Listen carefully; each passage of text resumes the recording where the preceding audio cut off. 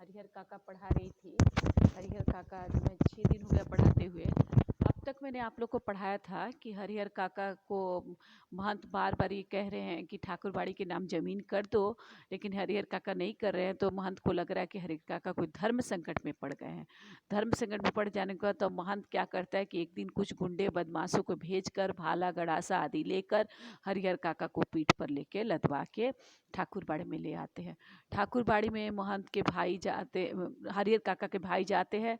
तो उस समय क्या होता है, कुछ लोगों को लेके जाते हैं, ठाकुरबाड़ी से पथराव होती है, वो लोग उनका सामना नहीं कर पाते, वो वापस घर चले आते हैं। सुबह वो लोग पुलिस के साथ जाते हैं। पुलिस के साथ जैसे जाते हैं तो वहाँ पे क्या होता है, हरिहर काका को पुलिस बाड़ी में कोई नहीं दिखता है। एक बूढ़ा बूढ़ा महंत था, बूढ़ा पुजारी था। पुजारी दरवाज़ा खोलता है, उन लोग बोलते हैं, सारे कमरे की तलाशी लेते हैं, कुछ भी कमरे में नहीं मिलता है। उन लोग को लगता है, हरिहर काका को लगता है महंत कहीं और लेके चला गया। तब वो लोग जाके एक कमरा बंद पाया जाता है। उस कमरे को बूढ़े पुजारी को बोलते हैं, उस कमरे को खोलने के लिए। वो बोलता है उसका चाबी नहीं है। तो बोलते पूछते हैं कि इसमें क्या है, तो बोलते हैं कि अनाज है। उसके बाद वो सोचते हैं कि कमरा खोले या नहीं खोले, तब तक कमरे के अंदर से धक्का देने की आवाज़ आती है, कमरे का दरवाज़ा तोड़ा जाता है। तो हरिहर काका बहुत बुरी अवस्था में पाए जाते हैं। हरिहर काका के मन में महंत के प्रति बहुत बुरा विचार रहता है, और वो बोलते हैं, बयान देते हैं कि महंत ज़बरदस्ती सादे कागज़ पे हस्ताक्षर करा के अंदर के दरवाजे से भाग जाते हैं। उसके बाद हरिहर काका को लेके आके भाई लेके घर आते हैं। उनको अब दालान के कमरे में नहीं रख के अंदर के कमरे में रखा जाता है। जितने उनके सगी संबंधी रिश्तेदार बुला दिए जाते हैं, पहरे के लिए हमेशा आदमी रहते हैं। हरिहर काका जब बाहर जाते हैं तो उनके साथ 2 आदमी बंदूक से लैस जाते हैं। रात में हरिहर काका को घेर के सब सोते हैं।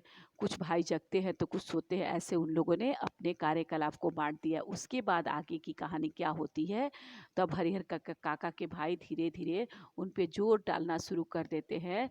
जोर डालना शुरू करते हैं कि कैसे भी जायदाद मतलब अपने हम लोग के नाम कर दो, नहीं तो महंत की दृष्टि लगी हुई है, कभी भी कुछ भी कर सकता है। तो हरिहर काका याद करते हैं कि गांव में जायदादहीन भाई को कौन पूछता है। हरिहर काका को अब नज़र आने लगा था महंत की चिकनी चुपड़ी बातें के भीतर की सच्चाई, और वो अब जान गए थे। बोला कि वो हरिहर काका के समझ में लगा गया था कि गांव में जिसकी जायदाद नहीं होती है उसको कोई नहीं पूछता है। वो सब समझने लगे थे कि महंत की चिकनी चुपड़ी के बातों के पीछे खुशामद इतना करता था, महंत इसके पीछे क्या सच्चाई है।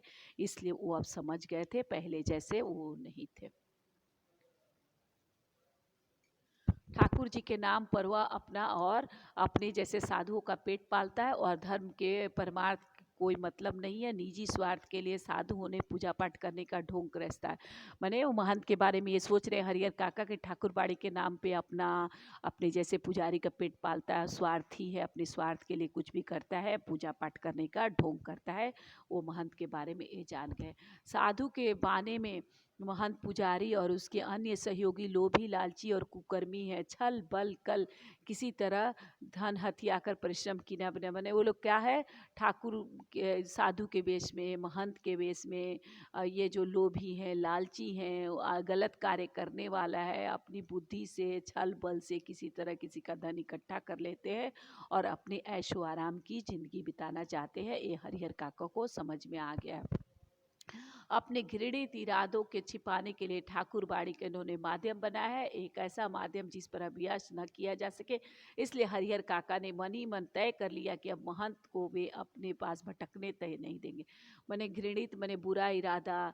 महंत और पुजारी को इरादे क्या थे, अच्छे नहीं थे। उन्होंने ठाकुरबाड़ी को अपना माध्यम बनाया, एक ऐसा माध्यम उन्होंने बनाया जिसका कोई भी अविश्वास नहीं कर सकता। इसलिए हरिहर काका ने मन ही मन ये तय किया कि महंत को अपने पास फटकने दें, साथ ही अपनी ज़िंदगी में अपनी जायदाद भाइयों को भी नहीं दिखेंगे, अन्यथा फिर वह दूध की मक्खी हो जाएंगे, लोग निकाल कर फेंक देंगे, कोई उन्हें पीछे का तक नहीं, बुढ़ापे में का दिन बिताए नहीं बने। ये भी इन्होंने सोच लिया, महंत को फटकने तो नहीं देंगे, भाइयों को भी ज़मीन नहीं देंगे, नहीं तो वो दूध की मक्खी होता है, दूध में मक्खी को जैसे निकाल के दूध भी फेंक देते वैसे हो जाएंगे। लोग जो है ना पूछेंगे कि नहीं, बुढ़ापे में कोई उनका नहीं होगा। लेकिन हरिहर काका सोच कुछ और रहे थे, वातावरण कुछ दूसरा ही तैयार हो रहा था। ठाकुरबाड़ी से जिस दिन उन्हें वापस लाया गया, उस दिन से उनके भाई और रिश्ते नाते के लोग समझाने लगे थे कि विधिवत अपनी जायदाद वे अपने भतीजे के नाम लिख दें। मैंने कि हरिहर काका तो सोच कुछ और रहे थे, लेकिन घर में माहौल कुछ और बन रहा था। दूसरा ही तैयार हो रहा था। जिस दिन ठाकुरबाड़ी से वापस आए थे, घर के सभी लोग, रिश्तेदार, नाते लोग, सब लोग बोल रहे थे कि किसी तरह वो अपना ज़मीन जो अपने भतीजे के नाम कर दे।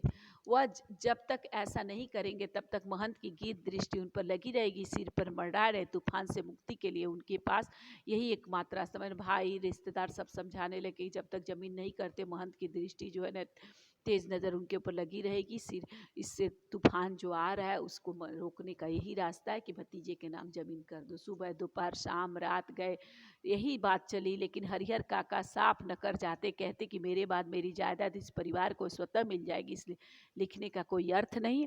उस महंत ने जो जबरन अंगूठे के निशान लिए उसके खिलाफ मुकदमा हमने किया है। मैंने सुबह दोपहर शाम जब ये लोग यही बात कहते थे, लेकिन हरिहर काका साफ इनकार करते, मना कर देते थे। कहते थे कि मेरे बाद ये जायदाद तो परिवार की अपने आप मिल जाएगी, इसलिए लिखने की कोई आवश्यकता नहीं। और जब वो लोग बोलते कि महंत ने जबरन अंगूठे के निशान लिए, ज़बरदस्ती बोलते, उसके खिलाफ तो मैंने मुकदमा किया ही है, इसलिए वो तो उनका होगा नहीं।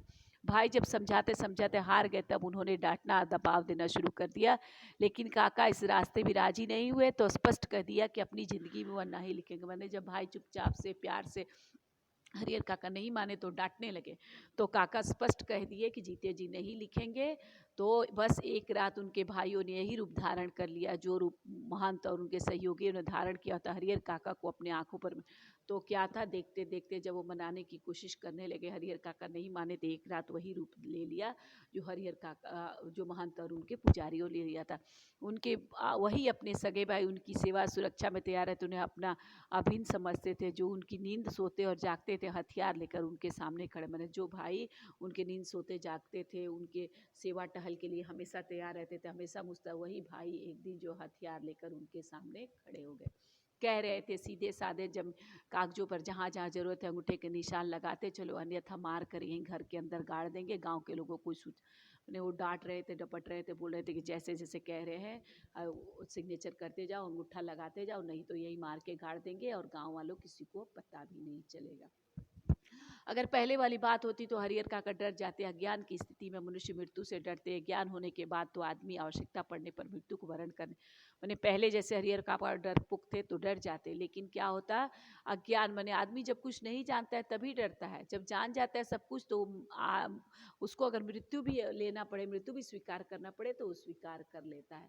हरिहर काका ने सोच लिया कि ये सब एक ही बार उन्हें मार दे, ये ठीक होगा, लेकिन अपनी जमीन लिखकर रमेशर की विधवा की तरह से जिनकी घुट घुट कर मरे या ठीक नहीं। तो हरिहर काका यही सोच रहे थे कि लो अभी मार दे मुझे, ठीक है, लेकिन इन लोग को जमीन लेकर रामेश्वर, एक जो है ना गांव की लेडी थी, उनके हस्बैंड मर गए थे, तो उनकी विधवा ने जमीन लिख दी अपने रिश्तेदारों को। उसकी ज़िंदगी उसकी बहुत खराब बीती, वो हरिहर काका याद कर रहे थे।